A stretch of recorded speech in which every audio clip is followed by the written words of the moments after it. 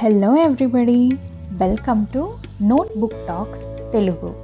మనం ఈరోజు భారతీయ సాంప్రదాయ వస్త్రకళల్లో నుంచి కలంకారీ చీర గురించి పూర్తిగా తెలుసుకుందాం. ఈ video UPSC art and culture టాపిక్లో యూస్ఫుల్ అవుతుంది. కలంకారీ అనేది ఒక సాంప్రదాయ వస్త్ర చిత్రకళ. తెలుగులో దీని అర్థం కలం అంటే పెన్, కారీ అంటే పని, అంటే కలంతో చేసే పని. దీన్ని ఓన్లీ హ్యాండ్తోనే పెయింట్ చేస్తారు.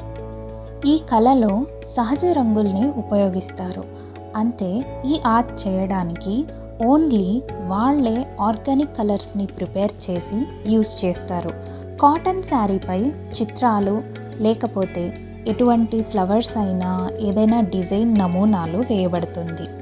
ఇదొక hand painted textile art.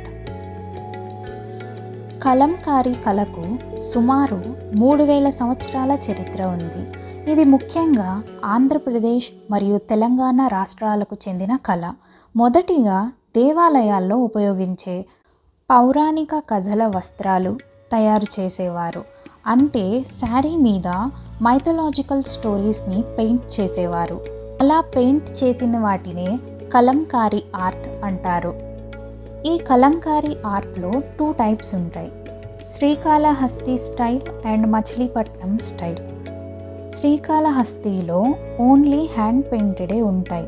Like ఏ స్టోరీస్ అయినా వాళ్ళు హ్యాండ్తోనే డ్రా చేస్తారు.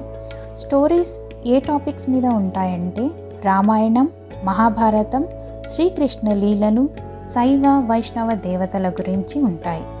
మచిలీపట్నం స్టైల్లో ఎలా ఉంటాయంటే బ్లాక్ ప్రింటింగ్ని యూజ్ చేస్తారు. లైక్ ఫ్లవర్స్, లీవ్స్ ఇట్లాంటి వాటిని యూజ్ చేసి ప్రింట్ చేస్తారు. కలంకారీ ఆర్ట్లో మైథలాజికల్ స్టోరీస్ని యూజ్ చేయడం ఒక ప్రత్యేకత అయితే, దాని మరొక ప్రత్యేకతే న్యాచురల్ డైస్ని యూజ్ చేయడం. అంటే 100% సహజ రంగుల్ని మాత్రమే ఉపయోగిస్తారు.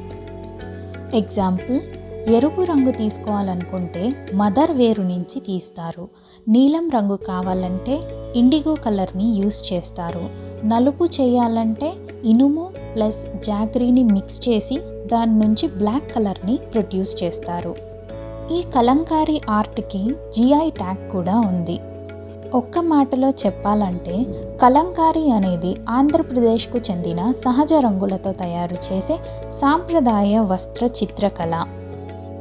కలంకారీ చీర అనేది కేవలం వస్త్రమే కాదు, భారతీయ చరిత్రను రిప్రజెంట్ చేస్తుంది.